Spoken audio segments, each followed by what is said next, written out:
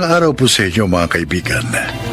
Ngayong araw na ito, maririnig natin ang kwento ng buhay ng isang dalaga at kung paano nabago ang kanyang batayan sa paghahanap ng life partner. Siya ay si Gigi. Dalagita pa lang ako, may standard na ako sa magiging asawa ko. Gusto ko yung masipag, responsable, may kaya, at higit sa lahat, may itsura. Gigi! Patulong naman ako rito. Hindi ko maintindihan kung paano to gagawin. May format naman yan eh. Gayahin mo na lang. I-save mo dito sa flash drive. Andiyan lang sa desktop ng computer ko. Ay, salamat. Alam mo, kahapon pa ako nito. Hindi natatapos, ah. Teka, ano yung nasa braso mo? Wala to. Patingin nga. Sabing wala yan eh. May pasa ka na naman sa braso. Ano ba? Yung nakaraan, sa kaliwa. Ngayon naman sa kanan. Hindi, baka kulang lang ang dugo ko. Oh. Di ba ganyan kapag anemic? Sinasaktan ka ba ni Adonis? Ano? Bakit na naman ako sasaktan? Ang bait-bait ng boyfriend kong yon. Gigi, akala mo ba? Pinanganak lang ako kahapon, ha? Donna, Hiwalayan mo na nga yan. ayoko. Mahal ko siya.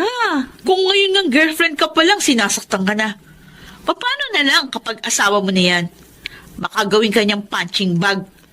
Huwag ka nga magpakatanga. Matalino ka, may pinag-aralan. At higit sa lahat, maganda ka. Ano ba ang pinanghihilayangan mo kay Adonis? Ha? At bakit hindi mo magawang hiwalayan? Asa na ba si Adonis? Sabi niya, dito ko siya hintayin sa may garahe ng building namin. G, Ayun pala. Papalapit na dito. Ay, ang gwapo niya talaga. Saan pa ba ako makakahanap ng boyfriend na ganito ka-pleasant ang mukha? Parang anghel. hi. Hi, love. Flowers for you. Wow! Ang ganda naman ng bouquet na ito. Happy anniversary. Thank you. Oh, tara. Nagpa-reserve ako sa restaurant na favorite mo. Talaga? Oo naman. Napaka-sweet mo talaga.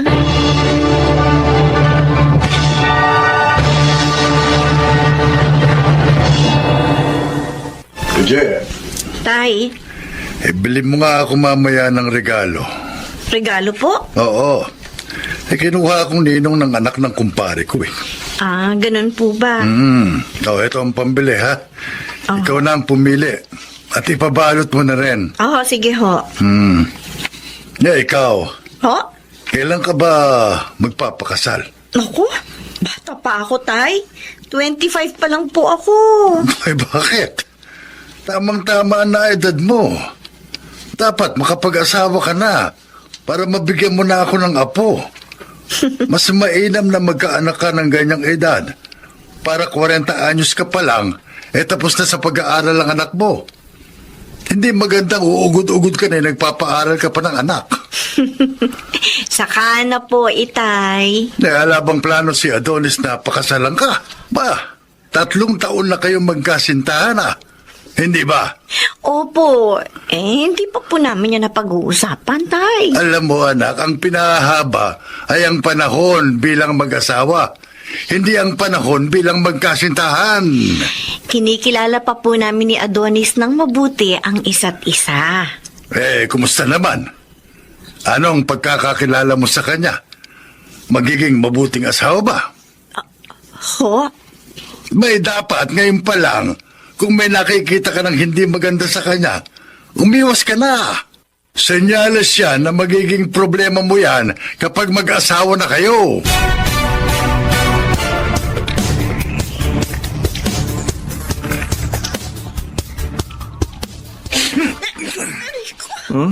Hindi pa sabi ko sa'yo, ayokong tinatawagan ako kapag kasama ko mga barkada ko. Ha? Masakit na. Talaga masasaktan ka. Dahil hindi ka nakikinig sa akin. Hindi ka marunong pagsabihan, ha? Nag-aalala lang naman ako sa iyo eh. Nag-aalala? Kasi ating gabi na hindi ka pa nakakauwi sa inyo. Hindi ka rin nagre-reply sa mga Bakit messages ano ko. kala mo sa akin, ha? Batang paslit? Nalay ba kita, ha? Bakit kailangan mo akong pakialaman, ha? Uuwi ako kung kailan kong gusto. Oo na. Sorry na. Aray ko. Tumingin ka sa akin! Ano? Ito ang tandaan mo, ha? Huwag na huwag mong pakikialaman ang mga lakad ko dahil girlfriend lang kita. Narinig mo, ha? Girlfriend lang kita!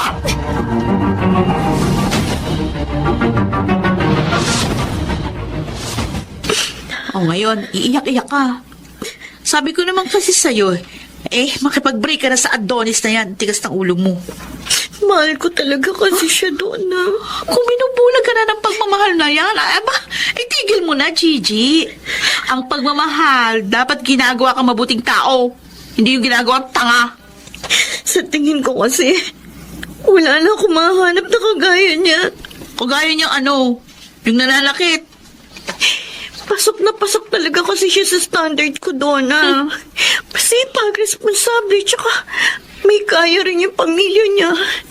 Higit sa lahat. Gwapo. Naku, may kaya, check. Masipag, sige, pwede. Pero responsable. Ay, responsable ba yung nananakit? Responsibilidad kanyang alagaan at irespeto. Pero hindi niya magawa. At saka, ano magagawa ng kagwapuhan niya, ha? Kapag nagutom ka ba, makakain mo yan, ha? Kapag sinaksakan ka niya, pwede mo bang gawing band-aid ang itsura niya? At saka, baka nga dahil gwapo yan, ang duda ko. Marami din niyang babae. Di mo lang alam.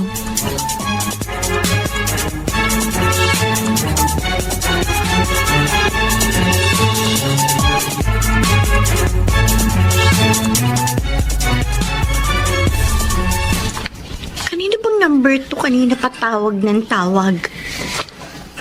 Kakainis ang aga-aga. Roger, sabayan mo na kami mag-almusal. Opo, tay!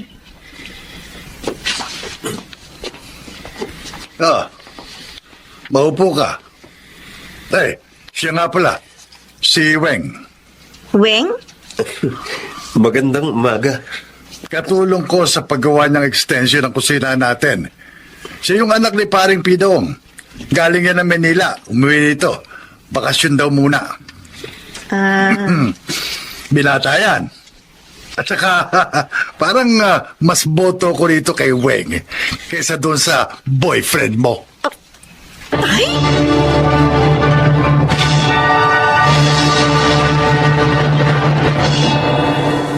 Nasa labas daw siya ng building namin. Gigi? Ikaw yung ka-text ko? Yeah, oo. Ako si Ara. Anong sadya mo sa akin? Asawa ko ni Adonis. Oh, sorry. Ano? Nagulat ka. Asawa ko ng boyfriend mo. May asawa si Adonis? You mean, kasal kayo? Oo. May 2 kaming anak. May 2... Oh my gosh. Seryoso ka? Baka naman sinisiraan mo lang si Adonis. Baka naman gusto mo lang kaming paghiwalayin. Alam ko, gwapong boyfriend ko at marami nagkakagusto sa kanya. Eto, pictures namin sa gallery ko. Pwede na ba itong patunay? What the... Isa pa, hindi ako nagpunta rito para patunayan na asawa niya nga ako. Pumunta ako rito para ipaalam sa'yo na may asawa ang kasintahan mo. At kailangan mo na siyang hiwalayan. Pero ulitin ko, Gigi. May asawa si Adonis. Ako na humihingi ng tawad sa'yo. Hindi ito ang unang beses na nakipagkita ako sa mga babae niya. May mga nauna pa sa'yo. At ayoko masira ang buhay mo dahil lamang sa kanya. Kaya kung ako sa'yo, makikipag-break na ako sa kanya ngayon din.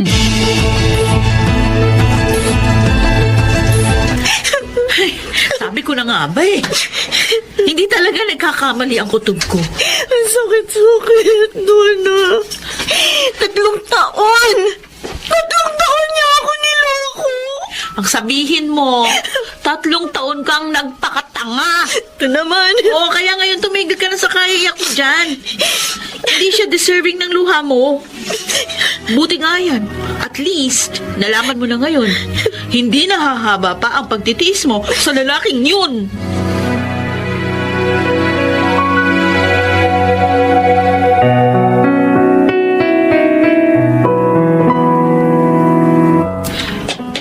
Sino? Sino yung sinasabi ng tatay mo na irereto niya sa'yo? Ha? Ituro mo sa akin, Gigi. Ayun o! Yung nakasuot ng itim na t-shirt na may suot na sombrero. Ah, Ang pangit, di ba? Maitim. At saka, basta, hindi ko type. o ano namang issue mo sa maiitim? Bakit ang puti-puti mo ba? Ito naman. Ito ang sinasabi ko sa'yo. Huwag kang nagbabase sa itsura ng tao, Gigi. Kapag tumanda tayo, pare-parehong mangungulubot yung mga balat natin. At isa pa, ang itsura lumilipas yan. Hindi habang buhay maganda o kaya gwapo ang isang tao. Pero ang ugali, panghabang buhay. Ano naman ang gagawin mo sa gwapo? Pero babaero naman at nananakit. O edi doon ka na sa medyo hindi ganong kagwapuhan pero mabait. Gigi, Ay, shh! Huwag ka maingay ha. Papalapit siya. pwede raw bang makahingi ng malamig na tubig, sabi ng tatay mo? Naku, oo, pwede. O gusto mo pa, humingi na rin ang number niya. Donna! O ibibigay ko sa'yo. Ano? Hay, pwede ba huwag kang pa-smile? Smile lang dyan. Maraming manliligaw tong kaibigan ko, no? Baka maunahan ka pa.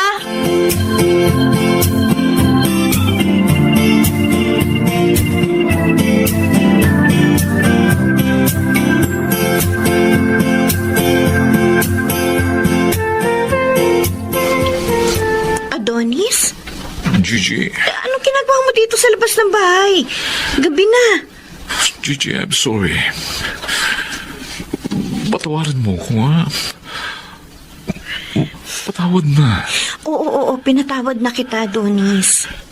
Kung gano'n, pwede bang tayo uli, ha? Mahal kita. Mahal na mahal kita, Gigi. Teka, bitiwan mo ko. Hindi pa sinabi ko sa'yo. Tapos na tayo. Alam ko, mahal mo pa rin ako. Gigi, please. Nagmamakaawa ko sa'yo. Hindi ko kayang mabuhay nang wala ka. Saan pelikula mo naman kinopi ang linyang yan? Uulitin ko, Adonis.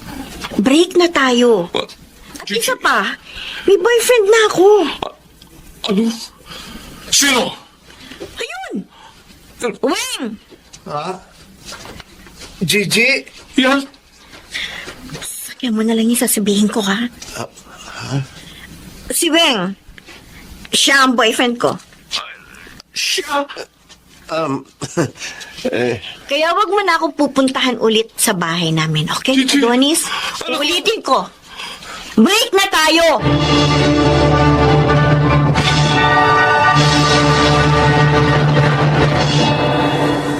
Doon nagsimula ang kwento namin ni Weng. Nang nakilala ko na siya, mas na-appreciate ko siya as a person. Oo, hindi siya ganun kagwapo, pero isa siyang matinong lalaki. At totoo pala, hindi itsura ang mahalaga sa isang tao, kundi ang kanyang puso. Ako si Gigi, at ito ang aking buhay. Gaya ni Gigi, matutuhan sana nating iangat ang ating batayan sa isang tao at huwag nating ibatay ito sa kanyang panlabas na anyo, kundi sa kanyang kalooban. Mga nagsiganap, Rosana Villegas, June Martin Legaspi, Susan Robles, Bobby Cruz, Junel Benjamin at Chiquit del Carmen Amor. Naglapat ng angkop na tunog, Jerry Mutia. Sa musika ni Buboy Salonga. Supervisyong teknikal, Eric Lucero at Bong Muyar. Creative Consultant, Phil Cruz. Production Assistant, Anching Cruz. Sumulat ng ating kasaysayan, Rita Labanon. Sa direksyon, Salvador M. Broyales. Ito ang aking buhay.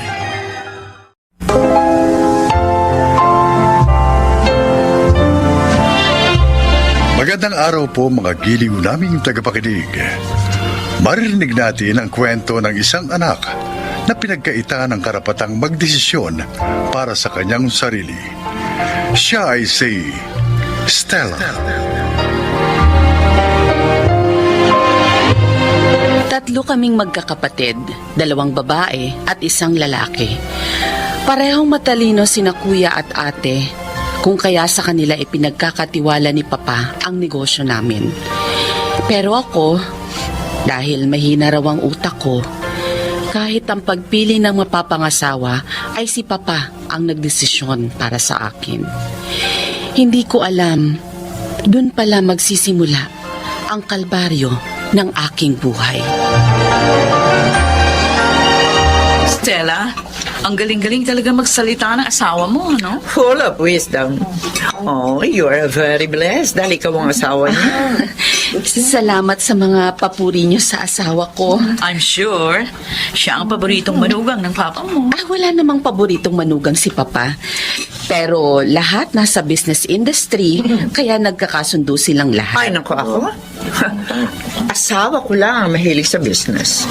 Ako, I have my own interest. Naalaman ko mang involved ka sa mga community outreach programs. Oh, yes. Aanhin ba naman namin ang pera kung hindi naman namin isi-share sa mga nangangailangan? We are being blessed so that we can be a blessing to others. Uy, minsan nga.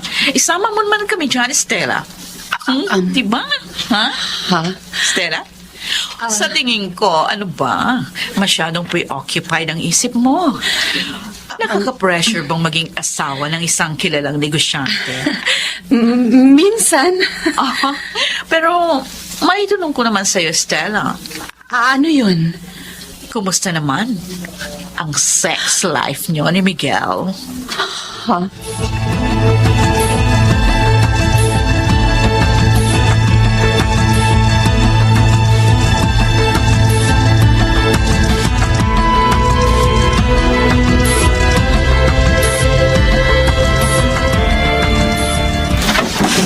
Ano ba?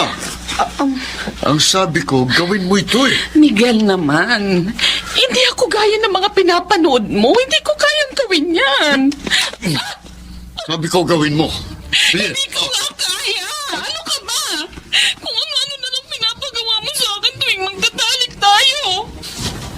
Kung gusto mong gawin yan, maghanap ka ng babaeng makakagawa niyan dahil ayokong gawin yan. Talagang ginagalit mo ako. Halika. Hindi ba sabi ko? Miguel! Kapag gusto ko, gawin mo. Sige!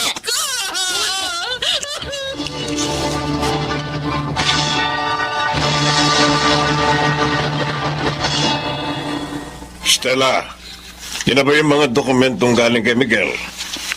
Oo, Papa. Oh, ba't ganyan ang itsura mo? May sakit ka ba? Wala ho. Wala. Bakit may pasa ka sa mukha? Nagpakatanga ka na naman ba? Nauntog lang po ako, Papa. Uuwi ang ate mo galing US. Ikaw ang mag-asikaso rito sa bahay. Pwede kang mag-hire ng mga dagdag na katulong na mag-aayos ng mga dapat ayusin. Yung kotse niya dapat malinis yun. Kumuha ka rin ng chef na magpe-prepare ng menu. Magkakaroon tayo ng small gathering pagdating niya. Opo, Papa.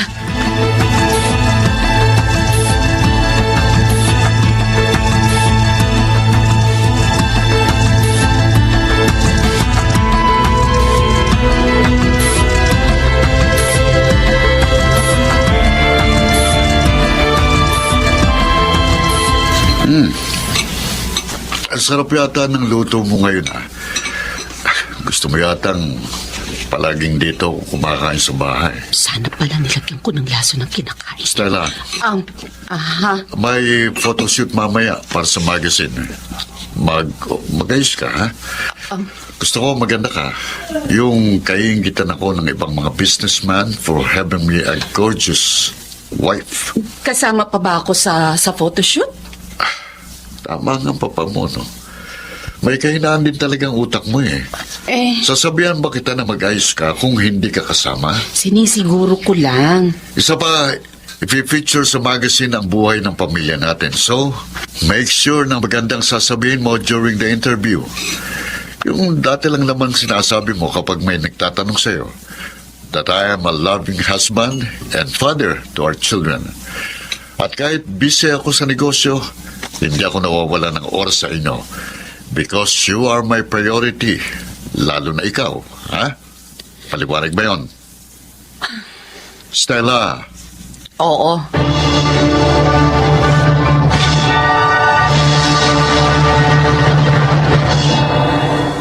Oh, good to see you, Mrs. Chen. Good evening, sir. Nasaan ang asawa mo? Oh, kausap ang manugang mo dun sa labas. Oh, sir. Ganun ba? Good evening. Oh, mabutit nakarating ka, Maria Elizabeth. Sir, sabi ko naman sa inyo, huwag niyo akong tatawagin sa buo kong pangalan. Kapangalan mo ang asawa ko, kaya I prefer calling you by your given name. Nice seeing you again, sir. Where is si Stella? Oo nga. Hindi ko pa nakikita si Stella. Tatalian ko na lang siguro ng ribbon tong sa may kaliwa kong braso. Kunwari, fashion. Eh, kaysa naman makita nilang malaking pasa. Stella, Oh my gosh! Eh, Oh. kuya! kanina ka pa hinahanap ni Papa Ha? at ni Esmeralda. Ay, oo. Bababa na ako. Teka, ano yan? Ha?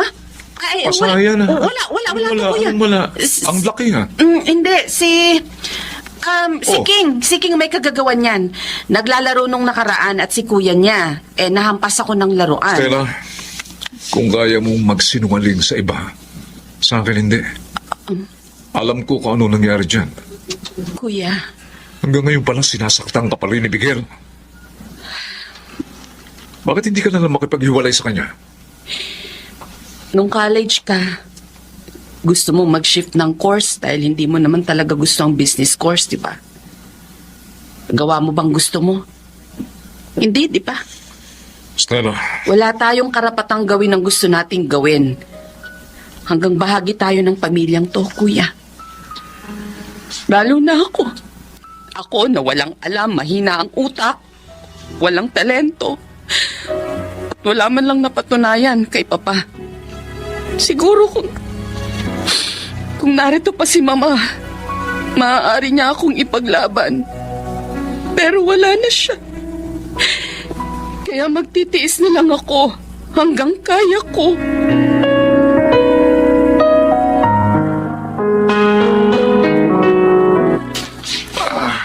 Sunod-sunod ang business meeting.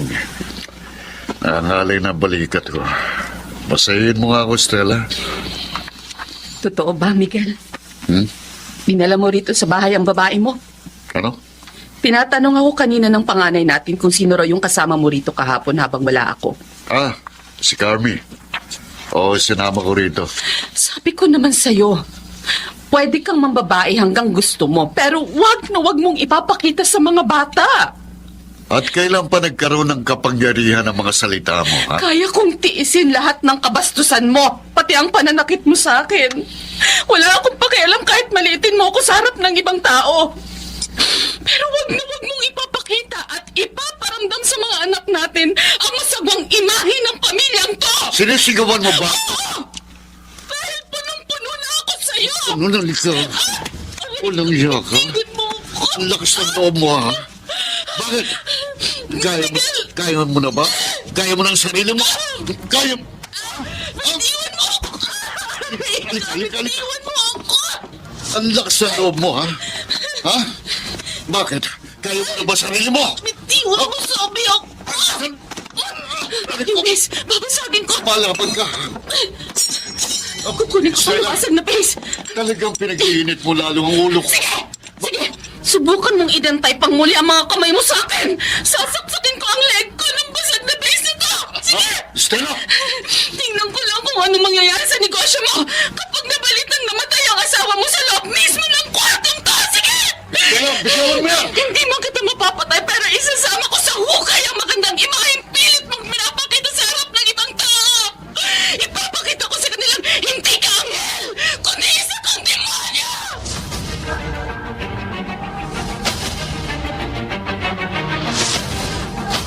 Makikipaghiwalay ka kay Miguel? Alam mo ba kung ano yung sinasabi mo? Ha, Stella? Sa ayaw at sa gusto nyo, magpa-file ako ng annulment. Gaga! Sawang-sawa na ako sa buhay na to, Papa! Aba, Mula nang ipakasal niyo ako kay Miguel, para niyo na rin akong itinapon sa impyerno! tumigil ka! Mula noon, palagi ninyong sinasabi na wala akong kayang gawin kundi ang sumunod sa inyo dahil mahina ako. Hindi ako kagaya ni na ate at kuya. Mula noon, pinaniwala ako ang klase ng pagkataong kayo ang gumawa para sa akin. Pero may hangganan ng lahat. Hindi ako mahina. Hindi ako mangmang. At kahit pa itakulin niyo ako bilang isang anak, kahit pa hindi ako magmana ng kahit alikabok mula sa sahig ng bahay na ito, hindi na magbabagong desisyon ko. Stella, Mula ngayon, ako na ang magdedesisyon para sa sarili ko.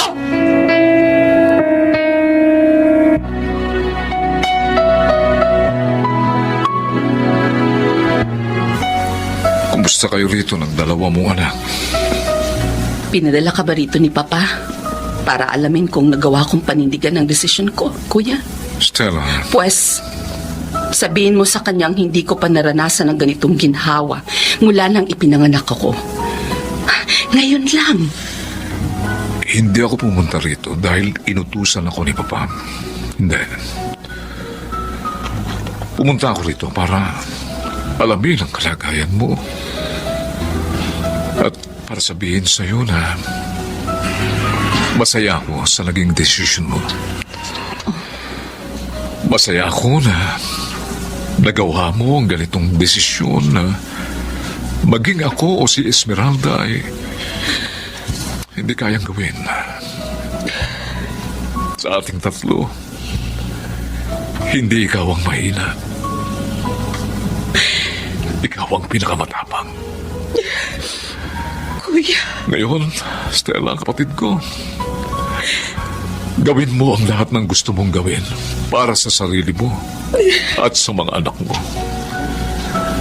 Gawin mo ang mga bagay na hindi mo nagawa noon dahil nakabilanggo sa takot ang iyong sarili. Salamat. Salamat, Kuya. Oo. Mula ngayon, aayusin ko na ang buhay ko.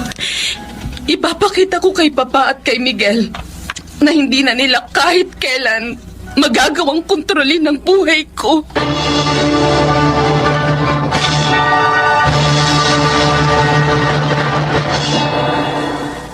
Aaminin ko, mahirap ang naging desisyon kong yun.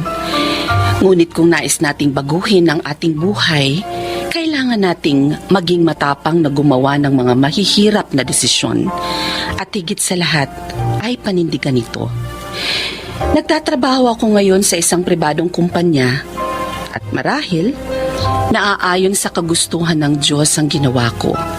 Dahil ramdam kong kahit mahirap, nakakaya ko. Ako po si Stella at ito ang aking buhay. Ang buhay ni Stella ay isang aral para sa atin na hindi natin maaaring kontrolin ng ibang tao ang ating buhay. Dahil higit kanino man, tayong nakaalam kung ano ang tama at nararapat para sa atin. Mga nagsiganap, Phil Cruz, Junel Benabin, Rosana Villegas, Susan Robles, June Martin Legaspi at Jenaline de la Cruz sa papel na Stella.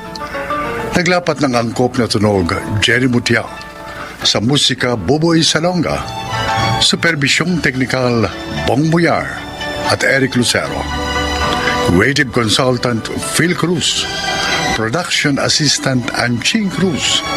Ito'y mula sa panulat ni Rita Labanon. Sa direksyon, Salvador M. Royales. Ito ang aking buhay.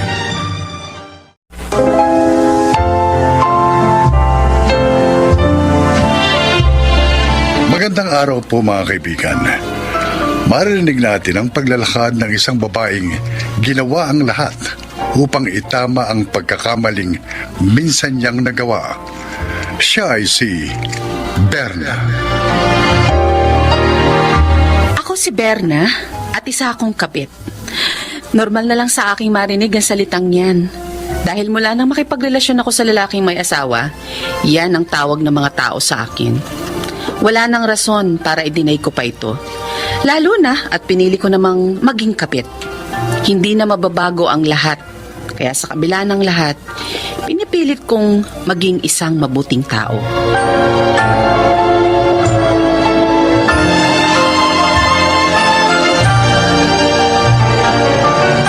Berna, kapag nakapagtapos si Sunny sa kursong yan, pwede siya magtrabaho sa US and be a successful nurse. Stable ang trabaho yun. Pero ayaw niya naman. Hindi sa lahat ng oras maaari natin sundin ang kagustuhan ng mga bata. Honey, Berna, ang papel ng magulang ay suportahan ng mga anak nila, hindi ba? Lalo natin din naman masama ang gusto ni Sunny para sa sarili niya. ay, naka. Pumayag ka na kasing mag-shift siya ng course. Sige na. Kapag pinilit niyo siya sa kursong hindi niya gusto, hindi naman siya magiging masaya. Baka kung makompromiso lang lalo ang kinabukasan niya. Isa pa, baka magtanim siya ng sama ng loob sa inyo. O paano kung hindi siya maging successful sa gusto niyang karir? Imposible. Matalinong bata si Sunny at may diskarte sa buhay. Wala ka bang tiwala sa anak mo?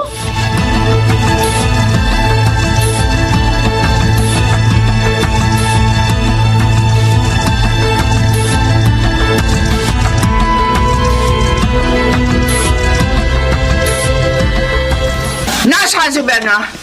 Berna? Bakit? Tribido ka. Aray ko, bitingan mo ako! Sino ka para magdesisyon on behalf of my daughter and on behalf of me, ha? Ha? Aray ko! Huwag ka makialam dito, Mang Sinon. Kung ayaw mo mawala ng trabaho, at ikaw na babae ka, anong akala mo sa'yo, ha? Dahil ba ikaw ang nakatira dito, kaya akala mo ikaw na reyna ng pamilyang ito? Ang kapal na mukha mo! Baka nakakalimutan mo. Dati ka lang hindi mo tsatsa. Kinalantari mo lang ang asawa ko, kaya nagbago ang buhay mo. Pero huwag ka magmamagaling dahil kahit sa ito batabi sa magtulog si David, hindi mo mababago ang katotohanan ng kabit ko. Kabit ka! At wala kang karapatan makialam sa buhay ng anak ko. Dahil ako nagbuntis sa kanya. Ako nagluwal sa kanya at ako ang may karapatan magdesisyon para sa kanya, hindi ikaw. Wala akong masamang intensyon sa pagsuporta kay Sunny. Gusto ko lang maging masaya ang anak mo. Stop! Gusto mong ihagis ko sa itong 4 inches ko sapatos? Eh di hagis mo! Ay, di hagis! Loko!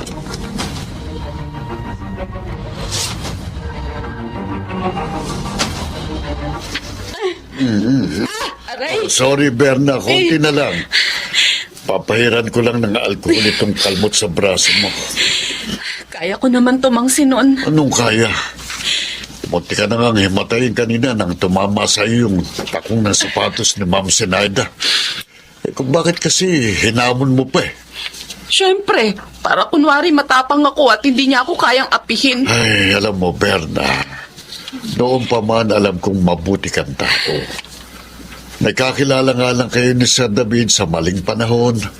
At habang magkasama kayo, makararanas ka ng pangkalipusta at sa legal niyang asawa.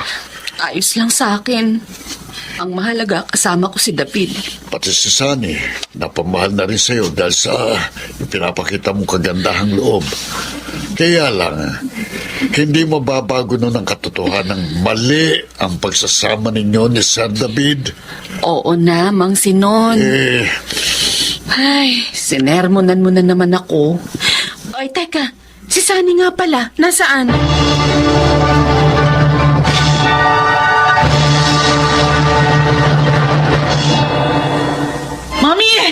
Mami! Oh, buta na pa rito ka. Talagang papupuntahin kita rito sa bahay ko eh. Bakit nyo naman sinaktan si Tita Berna? Di na kayo naawa sa tao? Hindi naman siya lumalaban sa inyo, At bakit hindi? Masyado siyang pakialamera. Kinumbinsi niya si Daddy na payagan akong mag-shift ng course dahil sinabi ko sa kanyang tulungan niya ako. Decision ko yun. Sinusuportahan lang niya ako. Pinagtatanggol mo na naman ang kabit na yun. Sabi ko naman sa inyo, huwag niyo siyang tawagin sa ganyang paraan. Ginayuma ka ba ni Berna, ha? May pangalan siya, no? Ba't Kung kita- ipagtanggol mo siya, para bang siya nanay mo? I am your mother. Ako nagpakahirap para ipagbuntis at ipanganak ka. Wala kang utang na loob. I'm sorry. Sorry to say this. Pero mas naramdaman ko kay Tita Berna ang aruga ng isang ina. Ano? Pareho kami ni Daddy.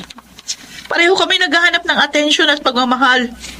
Sa mga panahong pinipili mo ang trabaho, ang pakikipag-business meeting, ang pakikipag-socialize sa kung kani-kanino, si Tita Berna kasama namin. Nasa tabi namin kahit tuwing may sakit kami. Siya ang nakikinig sa akin kapag may mga struggles ako. Ikaw, anong ginagawa mo? Puro ka trabaho! Wala kang suot na mag-arandamit ngayon. Kung hindi ako nagkakandako ba sa katatrabaho? Hindi ka kumakain na masarap at hindi ka nakakapag-aral sa kilalang universidad. Wala akong utang na loob. Sige! Doon ka sa muchachang yon. Bakit? Kaya mo na ba ang sarili mo?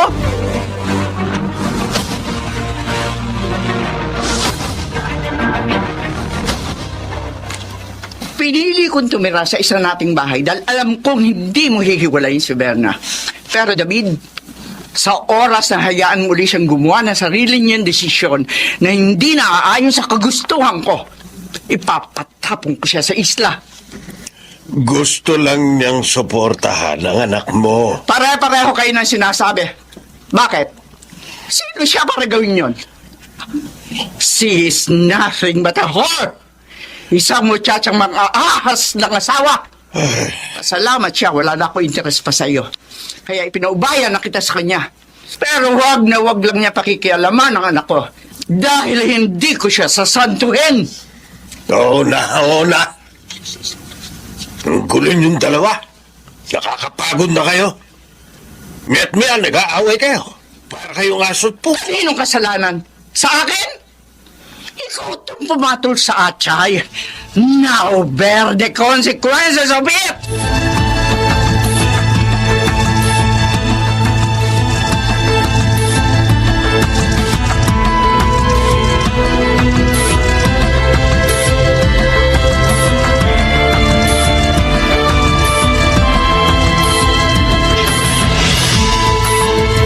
Sumunod ka na lang sa mami mo. Pero Dad, ayoko na talaga sa course na ito.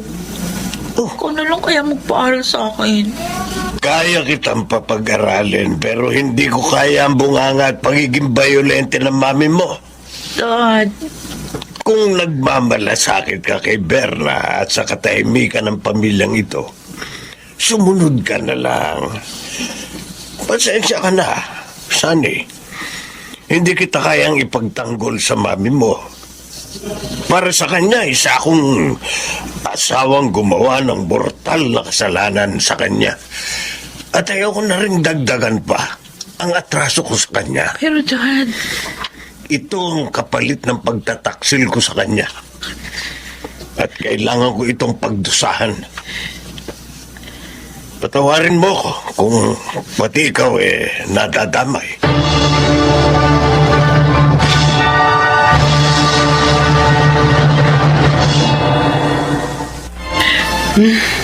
Sa huli, ang mami mo pa rin ang nanalo.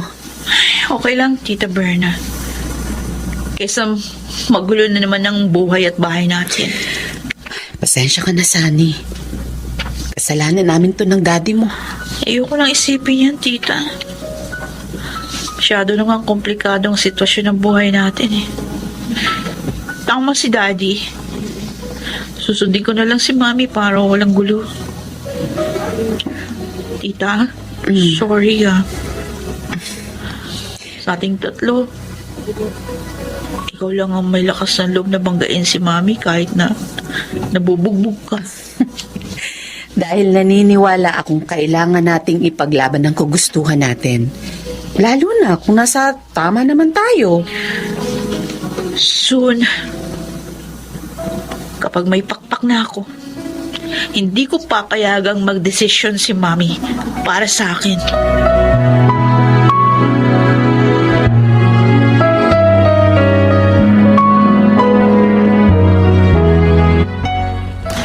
Graduate na ang anak niyo, ha? Sa susunod na taon. May nurse ka na, ha? Ayaw nga sana ni Sunny, pero wala naman siya magagawa. Yun ang gusto ng mami niya. Si Sinaida pa rin pala ang nasusunod. Oo. Mahirap nung makipagdiskusyon pa doon ako. Ay, ganyan ka na ka-submissive kay Sinaida, ha? Suko ka na dahil may nagawa kang mali.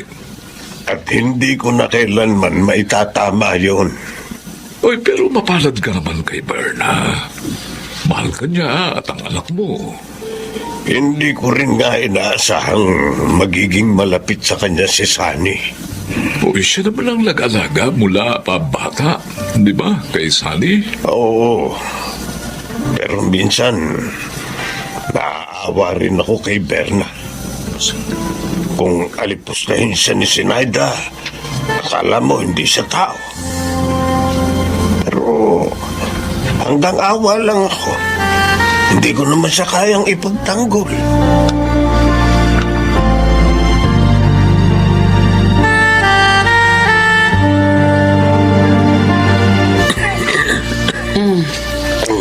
Kumain ka na para makainom ka ng gamot. Berna. Salamat. Salamat. Saan?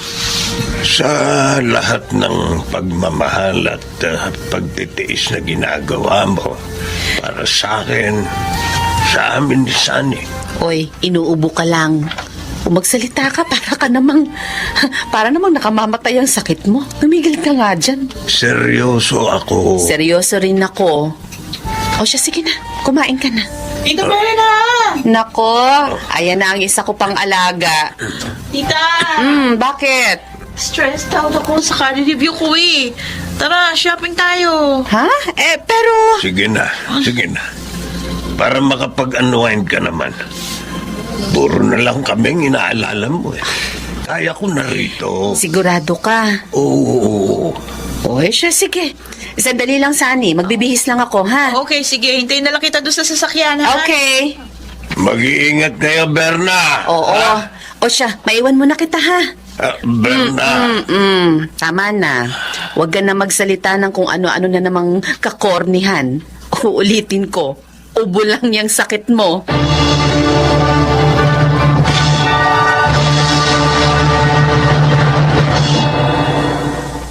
Naghihintay na lang ngayon si David na maanal ang kasal nila ni Sinaida. Mahirap pa rin ang sitwasyon ko, pero ang masuklian ng pagmamahal na binibigay ko sa mga taong pinahahalagahan ko ay sapat na. Hindi ko na rin naman mababago ang mga nangyari, pero nais kong ingatan ang kung anumang meron ako ngayon. Ang tiwala at pagmamahal ni David at ni Sunny.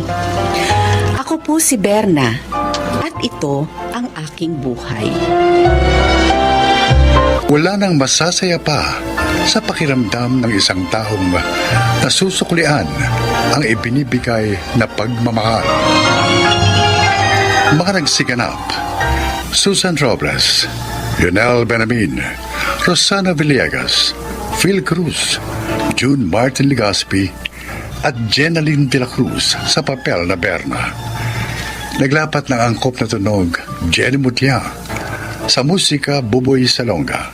Supervisyong teknikal, Bong Muyar at Eric Lucero. Creative Consultant, Phil Cruz. Production Assistant, Anching Cruz. Ito'y mula sa panulat ni Rita Labanon. Sa direksyon, Salvador M. Royanes. Ito ang aking buhay.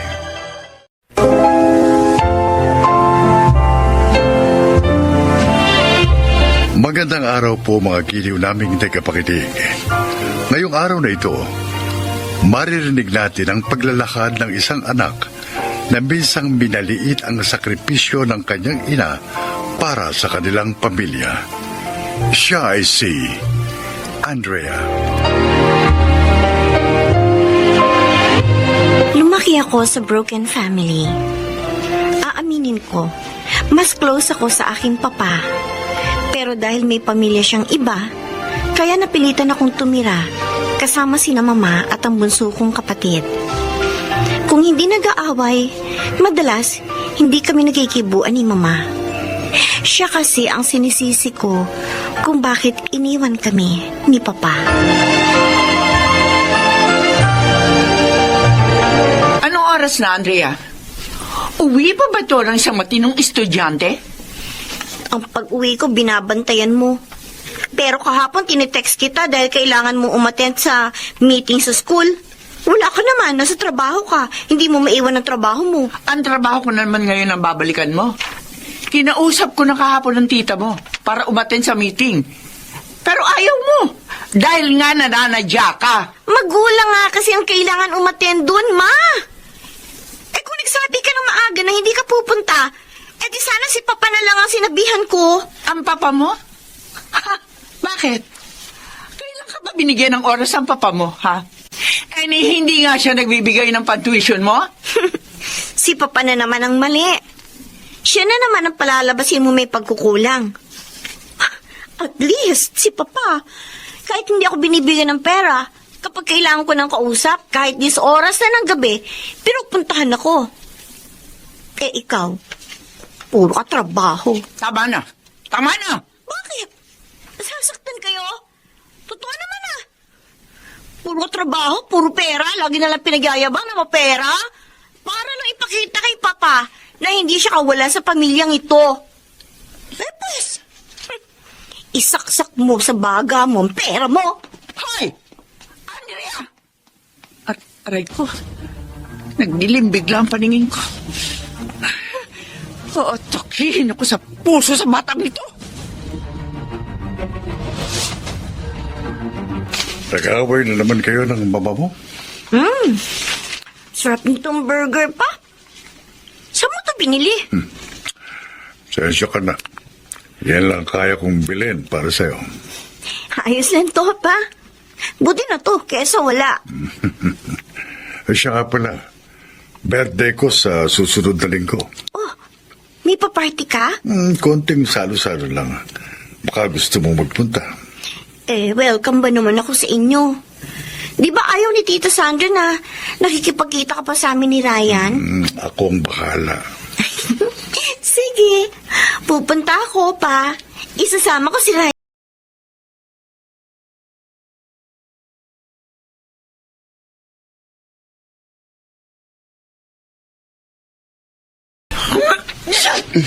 Ma, kanina ka pa bahing ng bahing ah. Kakasipon ka yata. Baka sobrang pagod na yan. Huwag mo ko lalahanin. Ang ate Andrea mo. Maaga pong umalis. Oh, bigyan mo sa kanya ito, ha? Allowance niya yan. Ma, kapag pwede ka naman magpahinga ka. Naabuso mo lang masyadong katawan mo. Oo. Kung magtrabaho ka, parang wala ng umaga. Ayos naman kami ni ate. Hindi naman kami nagkukulang. Ayokong makaranas kayo ng hirap. Ang gusto ko kahit mag-isa lang ako naghahanap buhay, anak, na ibibigay ko sa inyo lahat ang pangangailangan nyo. Pero hindi pa rin niya na-appreciate ni ate.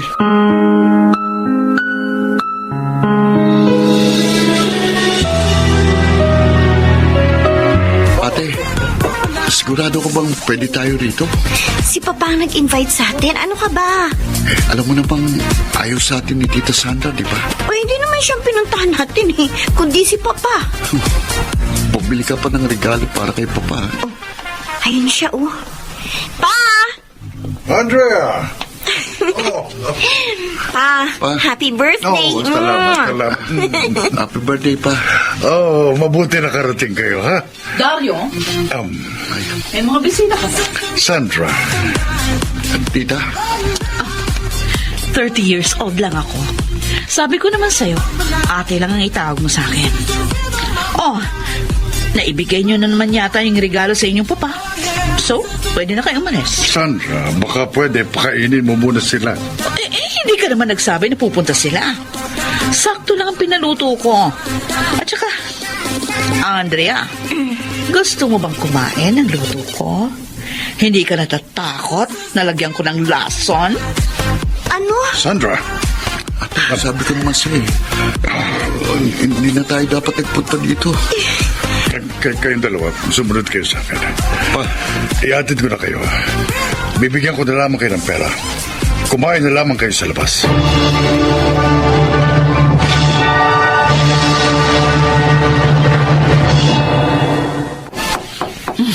Sandali lang.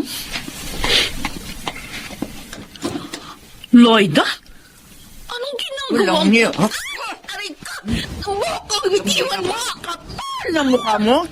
Inagaw mo na nga yung asawa ko sa mga anak ko. Ngayon, may gana ka pang insultuhin sila at ipahiya. Ha? Sino ka sa akala mo? Ha? Sino ka sa akala mo? Sa akin mo ngayon ipakita yung tapang mo. Naayos lang kung ako kakantiin mo. Pero huwag ang mga anak ko dahil kakalbuhin kita. Tulungan niyo ako! Sandra! Mario! Tulungan mo ako! Disiplina! Tama na! Asawa Tama! mo! Ano tama na? Tama na! Dahil sa oras sa insultuhin niya ula mga anak ko, sasakalin ko yan at baka hindi mo na maabot ang buhayan. Ang kapal ng mukha mo. Ito ang sasabihin ko sa iyo, ha? Wala kang pwedeng ipagmalaki dahil kahit bali-balik ka rin ang mundo, kabit ka pa rin!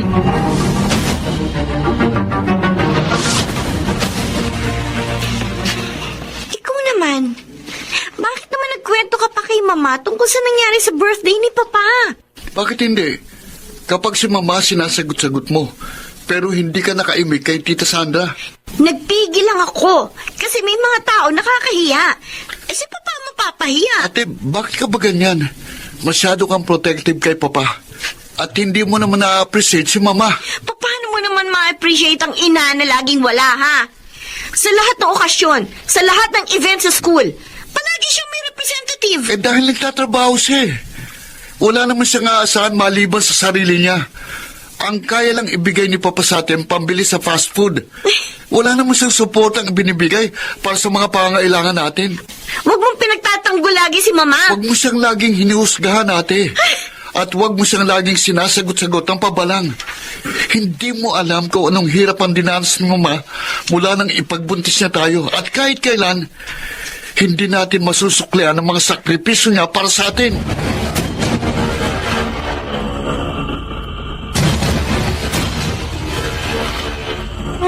Tagal naman ng sasakyan. Buti na. Doon na lang ako sa kabila magtabang. Ay, teka. Parang si Papa yun ah. Pababa na taxi. Tatawagin ko. Papa! Ha?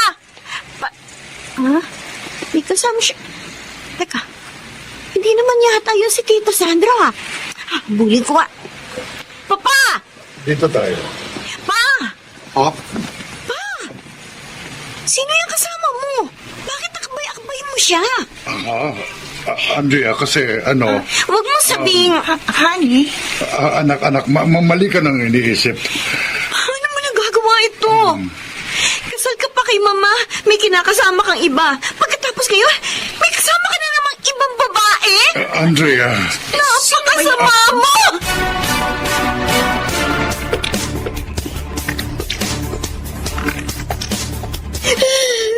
Sige. Iiyak mo yan. Ilabas mo lahat ng sama ng loob mo. Pinagtatanggol ko pa siya sa lahat. Tapos totoo pala. Totoo pala. Siya ang sumira ng pamilya namin.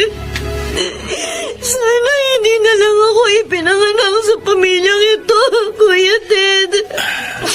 Sana hindi na lang sila ang mga magulang ko.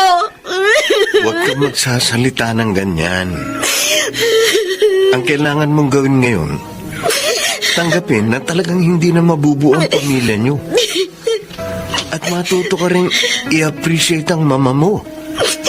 Ang daming ginagawang mabuti para sa inyo si Auntie.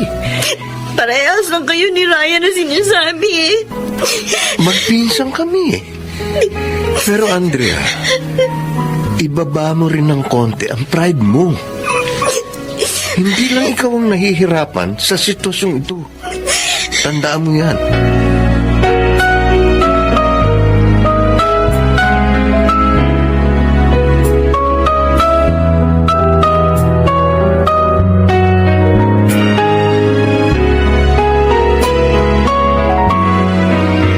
Andrea, kumain ka na.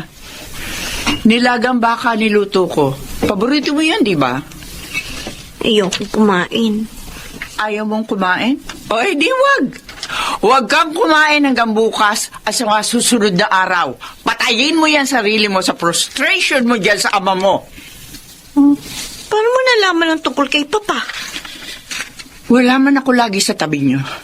Dahil nga sa aking trabaho. Pero lahat ng nangyayari pinagdaraanan niyo, alam ko. Kahit hindi niyo sabihin, alam ko kung may nararamdaman kayo, kung may sakit kayo, kung masama ang loob niyo.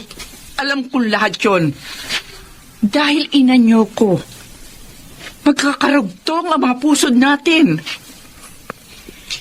Bakit hindi nyo alam na kailangan namin ng presensya ninyo at hindi yung pera nyo? Dahil alam ko, hindi kayo kayang buhayin ng presensya ko lang.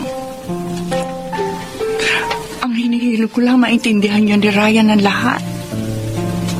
May panahon para sa lahat ng bagay. Nahihirapan din ako na hindi ko kayo personal na nasusubaybayan. Pero alam ko magagawa ko rin yan. Kapag tapos na kayo mag-aral, maaari na ako magretiro sa trabaho ko. Sa ngayon, kailangan natin lahat na magsakripisyo para mabuhay tayo na maayos. Kapag naging magulang ka na rin, Andrea,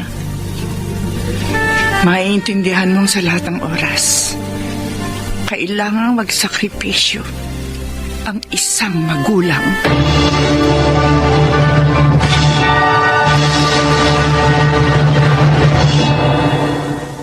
Hindi pa rin naman kami super close ni Mama ngayon. Pero mas nauunawaan ko na siya.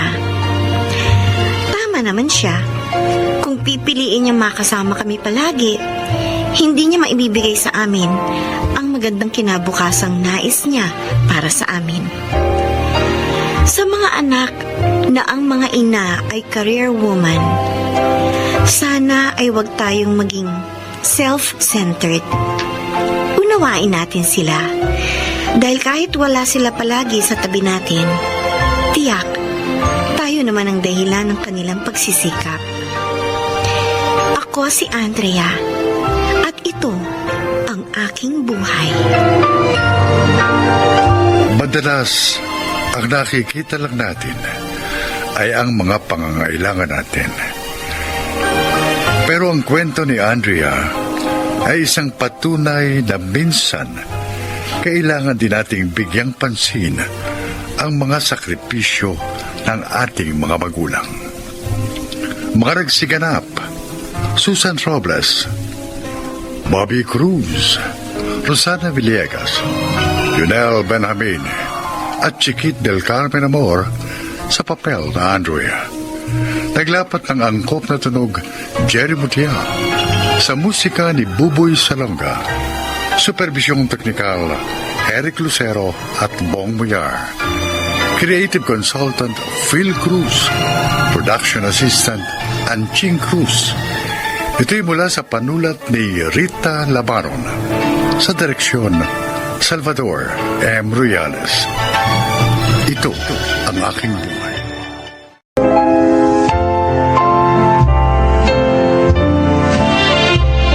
Mga kaibigan, pakinggan po natin ngayon ang isa pang natatanging kasaysayan na ilalahad sa atin ni Minerva.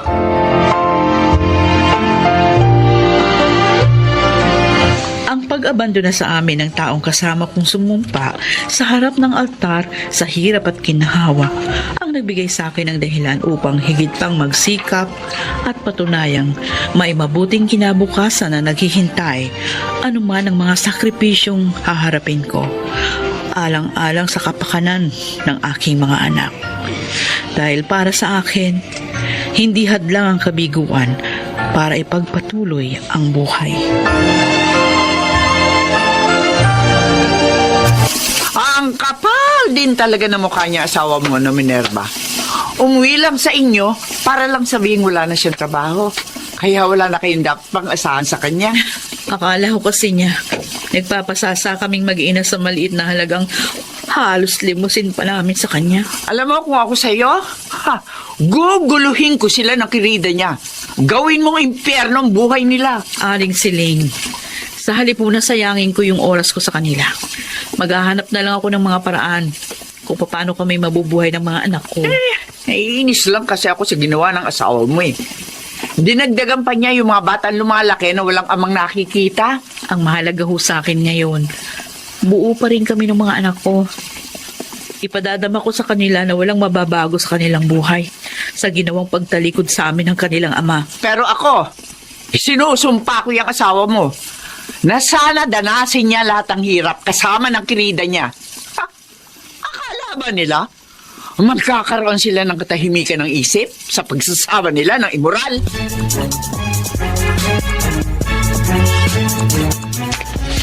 Oh, Erika, gabi na.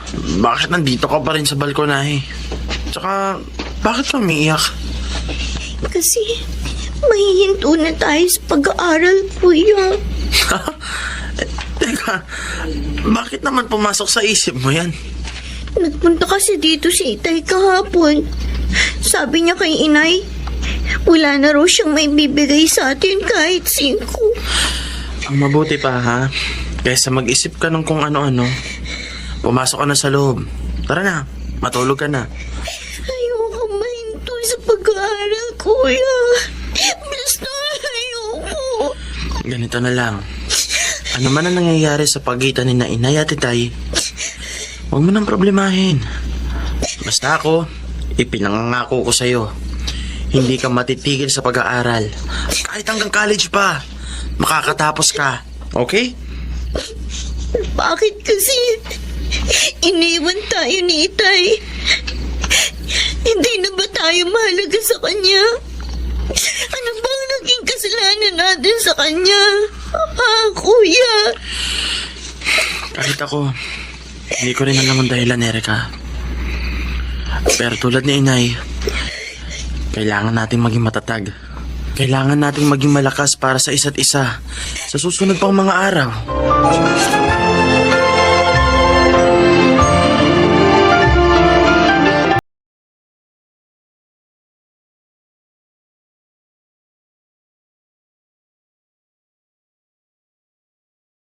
Alam niyo, Mang Leon, tuwing nagiinuman tayo, napupuna ko.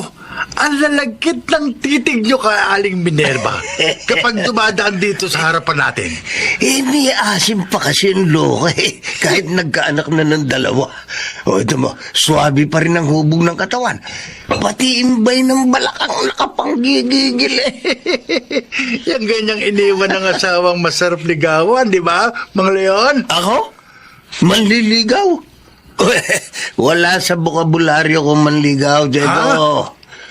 Mabuti pa yung man-rape. Yun lang. Mukhang mahihirapan kayong kunin si Aling Minerva. Mukhang hindi basta-basta isusuko ang kanyang banderang pula. Uubra ba siya sa kademonyoan ko? Uy. Ako pa? Kung ano ang gusto ko, nakukuha ko. Kung kailangang idaan ko siya sa santong paspasan, gagawin ko.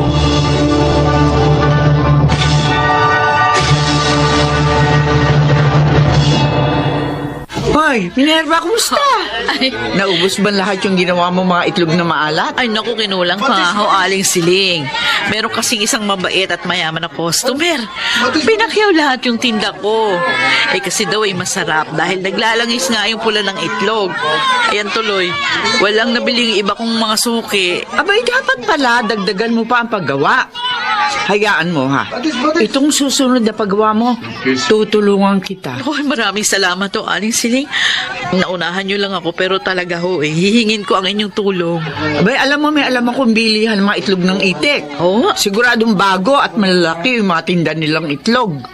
Kaya tsak na magaganda rin ang mapoproduce mong itlog na maalat. Talaga? Oo! Ay, totoo. Alam nyo, sakto naghahanap talaga ako ng magandang klase ng itlog ng itik na mabibili. At ako malaking tulong ho na meron pala kayong alam na mabibilhan natin. Ay, siya. Total, maaga ka naman nakaubos ng paninda. Halika! Puntahan natin yung tindahang sinasabi ko sa iyo. Mag-tricycle na lamang tayo para mas mabilis tayo makarating doon.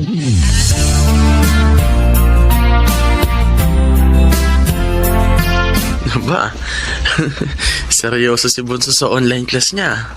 Nakalapit na ako't lahat-lahat, hindi pa rin ako napapansin. Ay, kuya, nandiyan ka na pala. Nakaistorbo ba ako? Hindi tapos na yung klase namin. Sinasagutan ko lang itong homework na binigay sa amin ng teacher namin. Mukhang ganadong-ganado ka sa pagsagot sa questionnaires Siyempre, bago yata ang laptop ko. At saka ang bilis kaya ng fiber internet natin. Kaya palagi ako ang nauunang mag-submit ng seatwork sa teacher namin. Oh, wala bang thank you speech dyan? Lalo na para kay Inay. Thank you! Thank you! Lalo na para kay Inay na tinupad ang pangako niyang bagong laptop para sa online class ko. At syempre sa'yo rin. Swerte talaga ako na ikaw ang naging kuya ko dahil supportive ka sa akin. Ang totoo, may magandang sorpresa nga ako sa inyo ni Inay. Oh? Natanggap ako sa malaking kumpanya ng business process outsourcing na pinag-applyan ko bilang on-the-job training. At take note, may sweldo. Wow! Talaga, kuya? Oo, kaya lahat ng pangarap mong pagkain, matitikman mo na tuwing sahod ko. Kahit mukbang? Oo, lahat.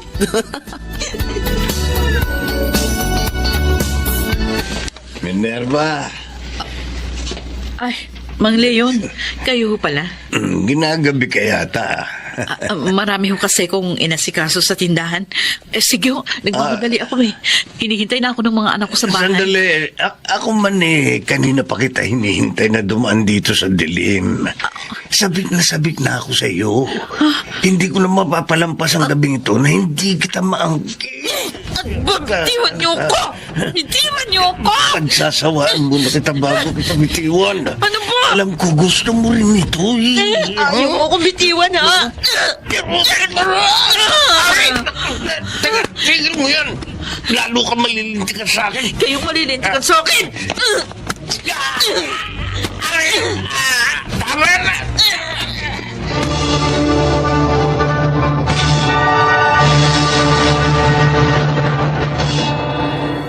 Napakawalang hiya talaga ng Leon na yun, oo. Tumanda na walang pinagkatandaan. Pasalamat siya. Ballpen lang yung naitara ko sa dibdib niya. Pero kung may dala akong matalas kagabi, siguradong wak-wak ang kanyang dibdib. Akala yata niya. Simpleng pambabastos lang yung kaso niya. Kaya sandali lamang siya makukulong. Attempted rape ang kaso niya. Kaya magbibilang siya ng taon sa kulungan. Ganun ba kaliit ang tingin niya sa akin, Aling Siling? Dahil ba sa iniwan ako ng asawa ko? Pwede na akong bastos-bastusin. Pwede niya na akong pag-isipan ng masama. Puro kademonyo ka na nga kasi ang laman ng utak ni Leon. Kung bakit naman kasi hindi patamaan ng kidlat para maging mabilis na pagkawala niya rito sa mundo. Isa pang napakasakit sa akin, ha? Ang panghuhusga nila sa mga anak ko na mahihinto sa pag-aaral, magiging rebeldeng mga bata, maliligaw na landas. Ganun ba talaga ang tao, Aling Siling? Mas madali sa kanila ang umasam ng ikasasama kaysa sa ikabubuti ng kanilang kapwa.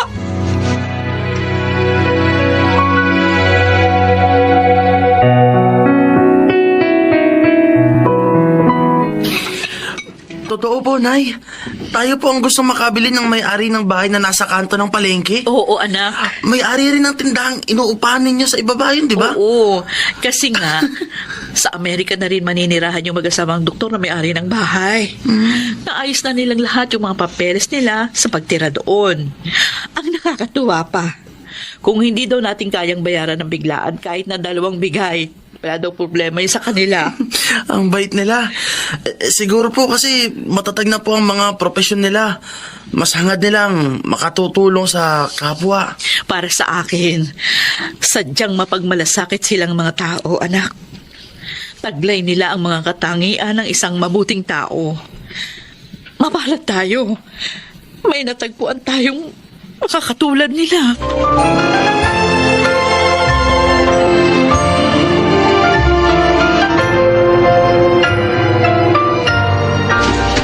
Kahit papaano, ay mapapanatag na rin ako sa inyo mag-iina sa bagong bahay na lilipatan nyo.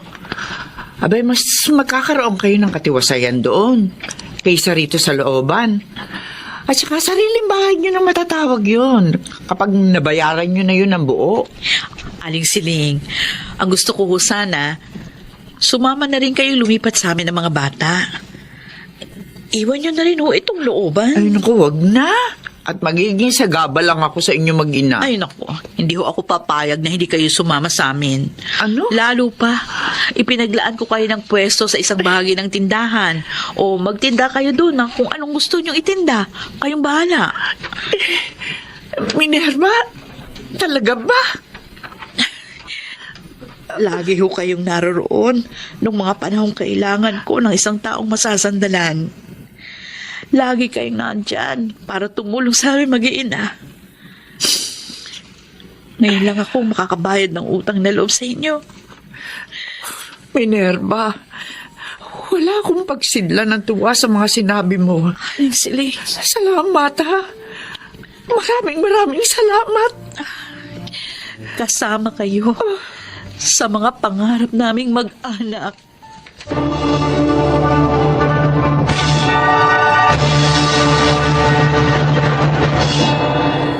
Hindi ko na malaya ng mabilis na paglipas ng panahon, kasabay ng mabibigat na suliraning akala ko wala nang katapusan. Nagising na lang ako isang araw na nalampasan na pala naming mag-iina ang lahat ng hirap. Natapos ni Jeric ang kanyang kursong computer science. At ngayon, isa ng regular tester sa malaking kumpanya ng BPO, kung saan din siya nag-OJT. Si Erica, kasalukuyang kumukuha ng kursong pre-med dahil pangarap niyang maging doktor. Ako si Minerva. Ito ang aking buhay. Doble ang bigat ng responsibilidad na nakaatang sa balikat ng isang solong magulang. Bagamat sa mga pagsubok na kanyang kinakaharap, ay ang magandang balita ng kalakasan at karunungang magmumula sa ating nag-iisang may likha. Mga nagsiganap: Susan Robles, Chiquit del Carmen Amor, Angelo Alcantara, Leonel Benjamin, Bobby Cruz, at Rosana Villegas sa papel na Minerva. Naglapat ng angkop na tunog Jerry Mutia, sa musika ni Buboy Salonga, supervisyong teknikal Eric Lucero at Bong Boyar, creative consultant Phil Cruz, production assistant Anching Cruz. Ito'y mula sa panulat ni Sel Barlam. Sa direksyon, Salvador M. Royales. Ito ang aking buhay.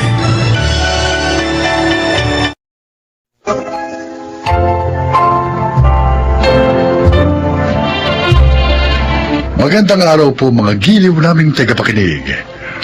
Maririnig natin ang kwento ng buhay ng isang individual na nagtiyaga at naghintay dahil sa paniniwalang lahat ng pinagdaraan ng suliranin ng isang tao ay pansamantala lamang.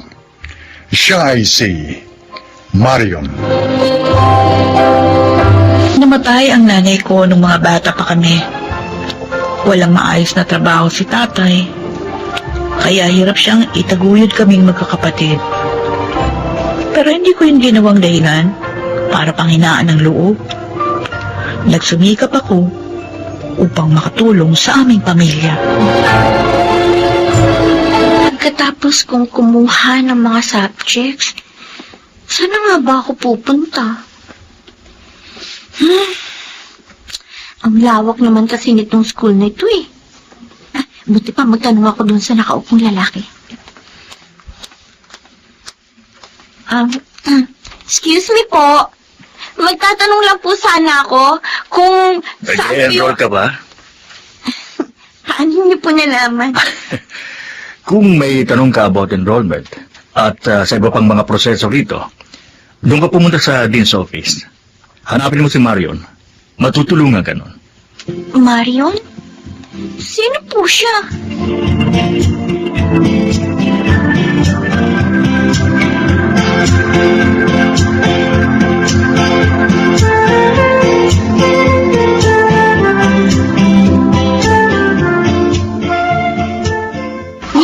Isa-isa na kasi ang tanong. O ano ba yan? Ay, doon na tayo sa labas. Makakagalitan ako dito. Siya na yata yung Marion. Halika, dito tayo sa labas. Excuse me? Ay, sorry po. Ay, ikaw, doon ka sa office na yun, no, yung malapit sa gate. Ikaw naman umakyat ka sa second floor. Andun yung library. Kung mag-enroll ka, doon ka muna pumunta sa student's lounge. Doon nakapaskil yung mga subjects na kukunin mo. Apo. Ikaw, ano kailangan mo?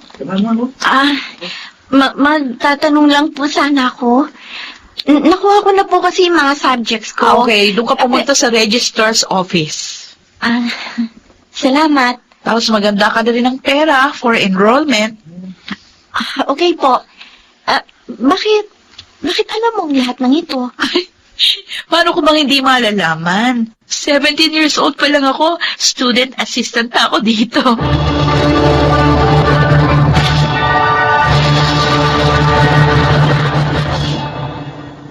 Marion, Alam ko na po, Tay. Hindi pa ako makakakuha ng maraming subjects ngayon kasi kulang yung pan-tuition ko. Okay lang po yun. pasensya ka na. Anak, 6 na taon ka na sa kolehiyo dahil paunti-unti ang kuha mo ng mga subject. Ayos lang ho yun, Tay. Nag-enjoy naman ako. Isa pa, kahit papano, meron akong kinakita sa pagiging student assistant, kaya okay lang. Hindi ka ba naiilang? Bakit naman po ako maiilang? Ang mga kaklase mo, mas bata pa sa'yo. Ay, naku, Tay. Sa kolehiyo, may mga nag-aaral, may asawa na, may apo na. Kaya age doesn't matter. Salamat sa pangunawa mo. Wala naman po akong ibang pwedeng gawin, kundi unawain ang sitwasyon natin. Hindi ko naman pwedeng ipilit yung gusto ko. Hayaan mo, Tay. Nakakapagtapos din ako. Soon.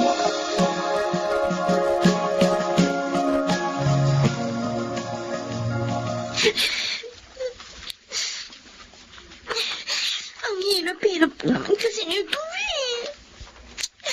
Buti pa sabihin ko kay Mama. Mag-drop out na lang ako. Oh, nandiyan ka.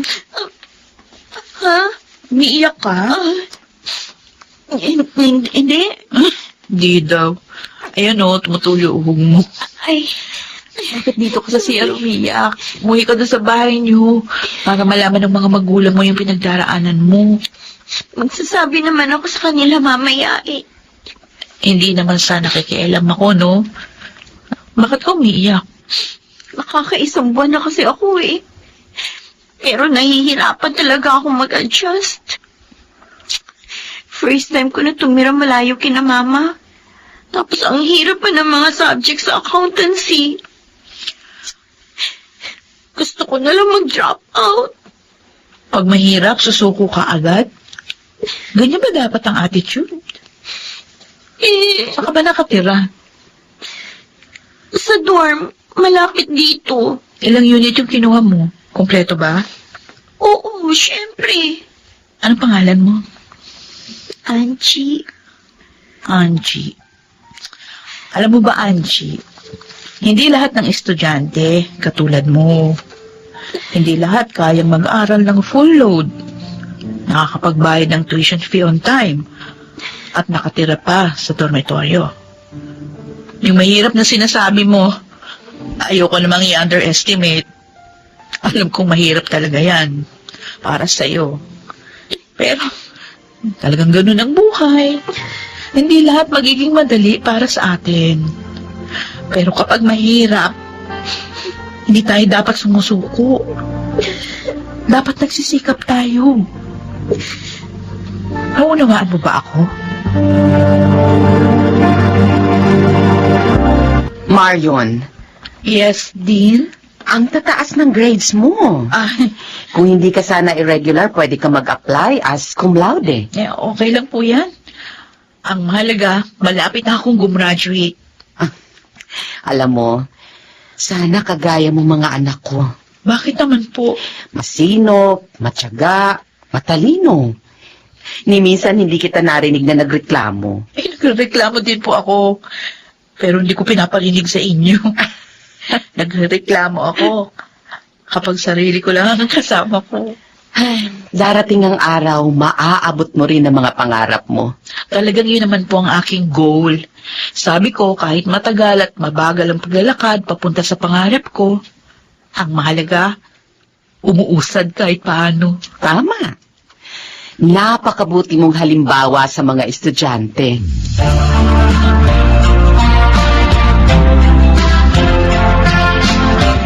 Salamat po. Teka, parang kilala ko ito. Prince?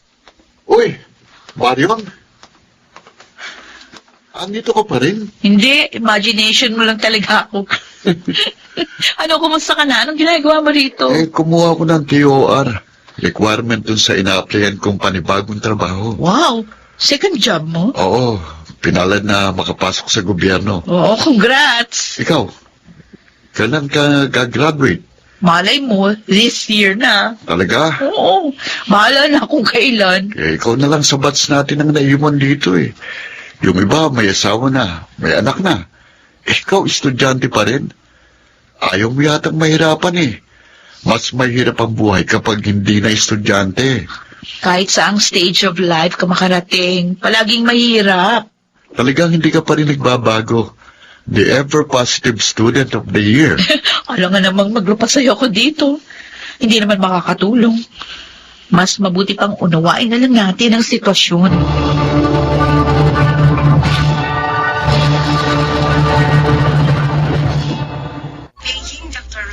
Ay, bakit kasi pinilit yung buhatin yung 2 sakong palay? Hindi na ko kayo tulad ng dati.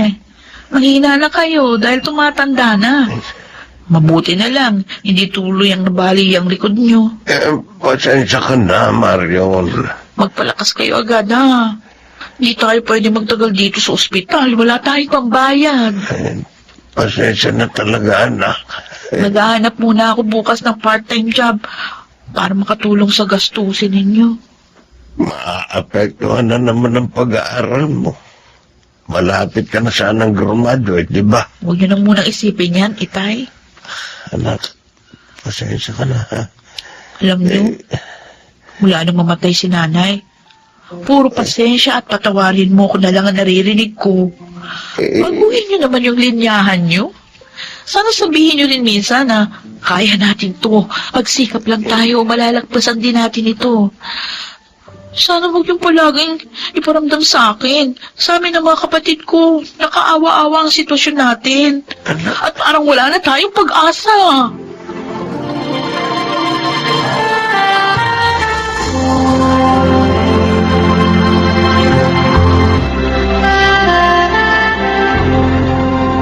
Titigil ka? Pasensya na po, Dean. Marion, konti na lang makakagraduate ka na. Pansamantala lang naman po, kapag nakabawi na kami sa mga ginastos dun sa pagpapa-ospital kay tatay, babalik ako sa pag-aaral. Marion, Pasensya na ho. wala kang kasalanan sa akin. Huwag kang humingi ng pasensya. Isa pa, kung nabibigatan ka na, pwede mo namang ibahagi ang pinapasan mo para kahit papano gumaan. Huwag mong sarilinin ng lahat.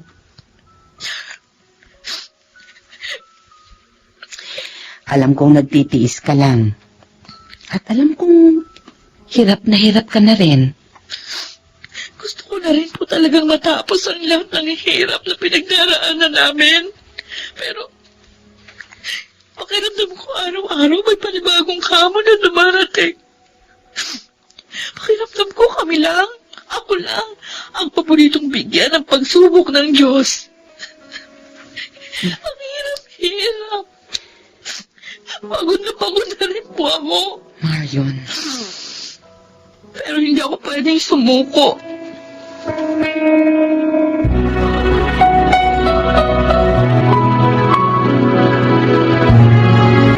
Welcome back, Marion. Good morning, sir. Isang taong kang nawala. Oo nga po. And this time, makakagraduate ka na. Sana nga po, sir. Huwag sana nga po. Sabihin mo, yes sir, gagraduate na ako. Yes, sir! Gagraduate na ako. Yan, ganyan nga. Salamat po, sir. Masaya ako makita ka rito. Pero alam mo, mas magiging masaya ako kung sa susunod na taon, hindi na kita makikita sa school. Ha? Marion? Hindi niyo na ako makikita rito next year, sir. Pangako yan.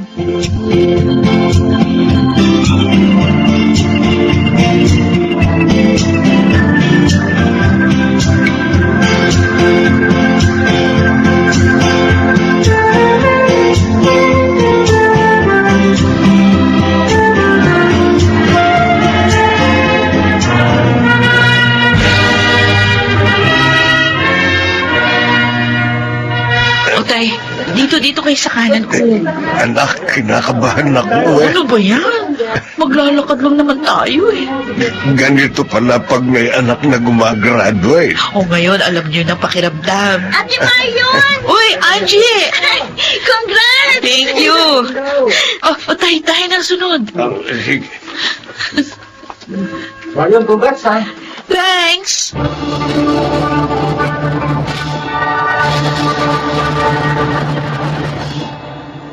Halos 8 taon bago ako nakapagtapos ng kolehiyo. Pero ngayong binabalikan kong lahat, parang ang bilis lang ng 8 taon na yon. Sa mga panahong yun, mas nahubog ang aking pagkatao. Dahil sa pinagdaanan kong yun, mas naging matatag ako at mas natutuhan ko kung paano magsumikap sa kapila ng mga pagsubok. Ako po si Marion at ito ang aking buhay. Mga nagsiganap, Chiquit del Carmen Amor, Jenaline de la Cruz, Lionel Benamin, Phil Cruz, Maynard Landicho